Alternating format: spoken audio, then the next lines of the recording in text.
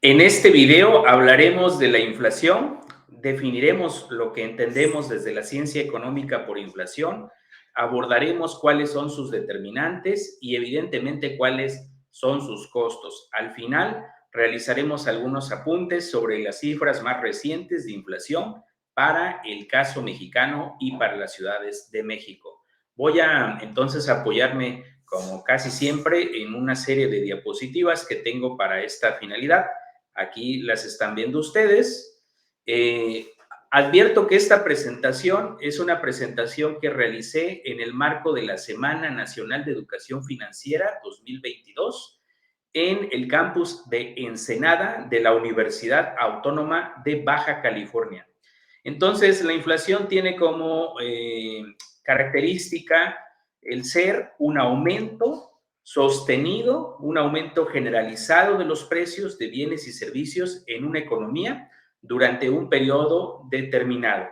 La inflación en el caso mexicano se mide a partir del cambio en los precios de una canasta de 299 bienes y servicios genéricos que representan el consumo de las familias mexicanas e integran el Índice Nacional de Precios al Consumidor, también conocido como INPC.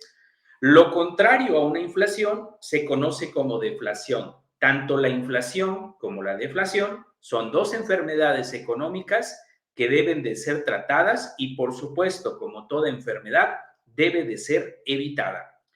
¿Por qué importa la inflación? Bueno, una inflación controlada permite mantener el poder adquisitivo de los individuos al mismo tiempo que incentiva la producción de bienes. Una inflación que es demasiado baja es tan mala como una inflación demasiado alta. Si es muy baja, los comerciantes pierden interés en ofrecer sus bienes y si es demasiado alta, los individuos reducen su capacidad de compra.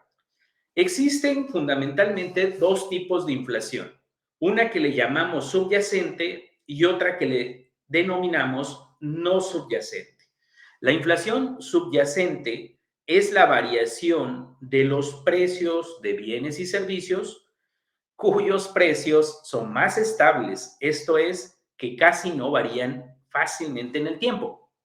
Brinda la subyacente una mejor aproximación de cómo se comportarán los precios en el mediano plazo.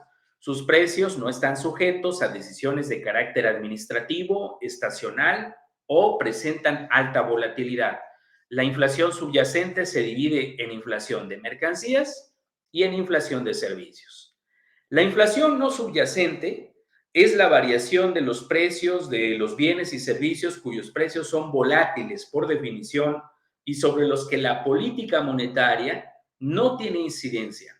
Incorpora el precio de bienes y servicios que afectan la inflación de manera temporal, por lo que no permite identificar su tendencia. Son bienes cuyos precios están sujetos a decisiones de carácter administrativo, estacional o alta volatilidad. Se dividen la inflación no subyacente en inflación no subyacente agropecuaria y energética, así como tarifas autorizadas por el gobierno. ¿Por qué estamos preocupados los economistas, los expertos en temas financieros en la inflación? Porque la inflación tiene al menos los costos que aparecen en pantalla. Lo primero, ya lo mencioné, es que la inflación reduce el poder adquisitivo. La inflación es un impuesto regresivo y en este sentido la inflación contrae en términos relativos nuestro ingreso disponible, afecta la asignación de recursos en la economía, entorpece la planeación a largo plazo, altera fundamentalmente a la inversión, genera desintermediación financiera, es decir, afecta el ahorro, aumenta el costo de los créditos y finalmente desestabiliza el sistema financiero. De aquí entonces que sea necesario el control de la inflación. ¿Quién en el caso mexicano es el directamente responsable del control de la inflación? En el caso mexicano, el Banco de México es el organismo que se va a encargar de regular los precios en la economía, que se va a encargar de que la inflación esté 3% más menos un punto porcentual. Es decir, va a tratar de que la inflación esté o en 2% o en 3% o en 4%, pero no fuera de estos valores, de estos parámetros. Así que es el Banco de México el directamente responsable del control de la inflación.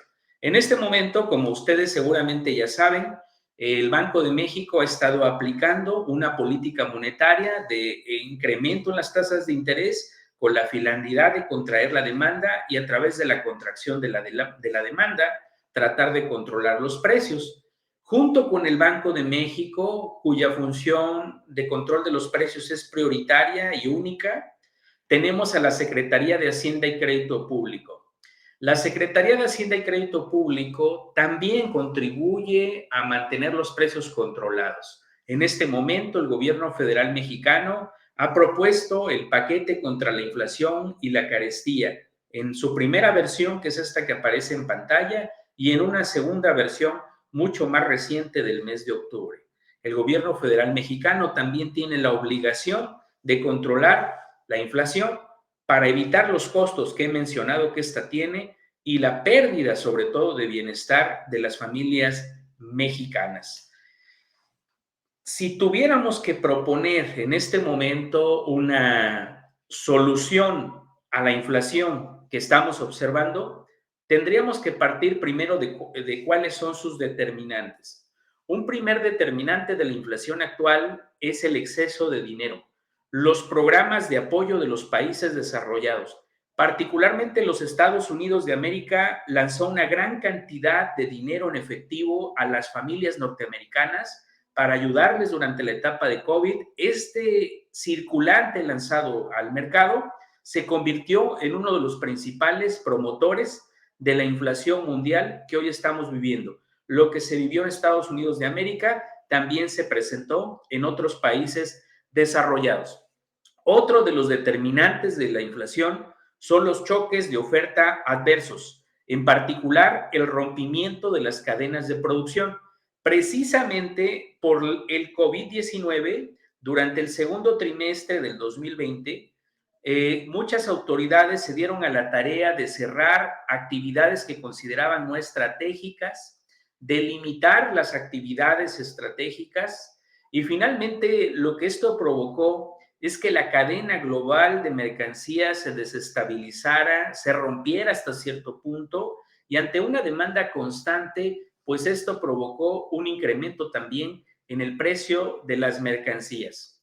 El tercer determinante de la inflación que hoy estamos viviendo es el incremento en el margen de ganancia de ciertos productos manufacturados, algo que los expertos en temas inflacionarios han denominado manflation o manflación, como quieran ustedes pronunciarlo. Este fenómeno es un fenómeno muy particular donde al parecer algunos grupos industriales manufactureros han aprovechado esta coyuntura para incrementar de manera notoria el precio de los productos que venden. El cuarto determinante de la inflación que hoy estamos viviendo es la especulación en el sector inmobiliario. El cambio climático es el quinto determinante, quizás es uno de los principales, sobre todo en el caso de los productos agropecuarios. Tenemos problemas de sequía, de desertificación, de calidad de la tierra y a todo esto podríamos denominarlo aflación o agflation, igual que antes, como quieran ustedes denominarlo. Finalmente, la guerra o las guerras tienen un efecto pernicioso sobre la economía, van a deteriorarla y esto va a ser por la vía de incrementos en los precios, es decir, de incremento en la inflación.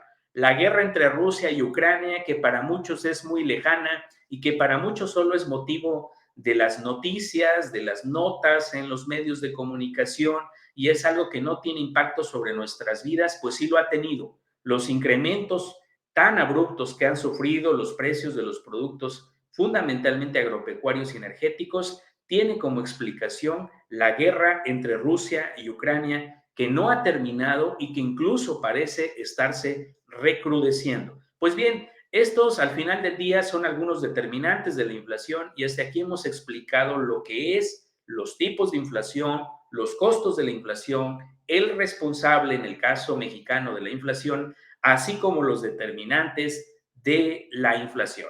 Como punto final, presento este mapa de México, de los Estados Unidos mexicanos, en el que se observan una serie de puntos, de círculos pequeños.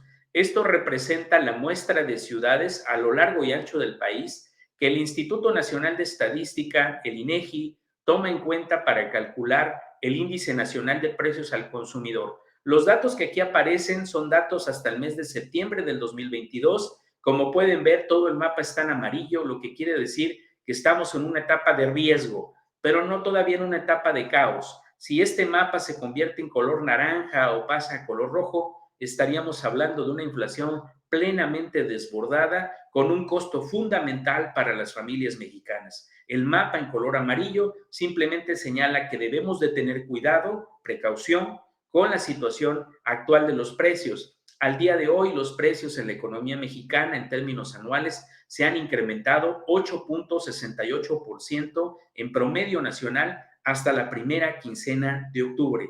Hay ciudades en que estos incrementos en precios, por supuesto, son mayores que el promedio nacional. Caso específico, la ciudad donde vive un servidor, que es Ciudad Juárez, donde normalmente tenemos precios más elevados que el promedio nacional. Pero no somos la excepción. Un conjunto más de ciudades presenta esta característica, como Tijuana en Baja California, Salina Cruz en Oaxaca. En fin, es un escenario complicado. De mi parte, esto es lo que quería presentarles. Era el mensaje para esta ocasión. Espero que esta conferencia sea de ayuda para ustedes, que sea de provecho y que puedan tomar algunas notas al respecto. Al final, los economistas como científicos, en mi caso pagado por el gobierno federal, con sus impuestos, a través del Consejo Nacional de Ciencia y Tecnología, tenemos la obligación de informarles, de entregarles información de calidad que les permita tomar mejores decisiones para sus vidas. Estamos siempre haciendo ciencia